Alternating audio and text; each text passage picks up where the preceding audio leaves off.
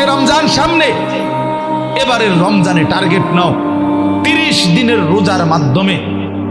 দিল থেকে আল্লাহর কাছে এইভাবে 30টা দিন হাতে গুনে তুমি আল্লাহর সাথে ওয়াদাবদ্ধ হও যে আল্লাহ 30 দিন আমি রোজা রাখবো। এবং যৌন চাহিদা, লজ্জাস্থানের চাহিদা, অশ্লীলতা, বেহায়াপনা, নর্তকী, নাচ গান, উলঙ্গ ছবি দেখা, নারীকে নিয়ে চিন্তা ভাবনা, মেয়েকে নিয়ে অশ্লীল চিন্তা ভাবনা, অবৈধ কোনো প্রেম সম্পর্ক, হারাম কোনো রিলেশন, এই সব ত্যাগ করে বন্ধু 30টা দিন মনোযোগ দিয়া রোজা রাখো, তারাবি পড়ো, ইফতার করো, সাহারি করো, তাসবিহ পড়ো, তেলাওয়াত করো, কোনো আলেমে দ্বীনের সাথে উঠা বসা করো, ইমাম সাহেবের সাথে সম্পর্ক করো। ইনশাআল্লাহ দেখবা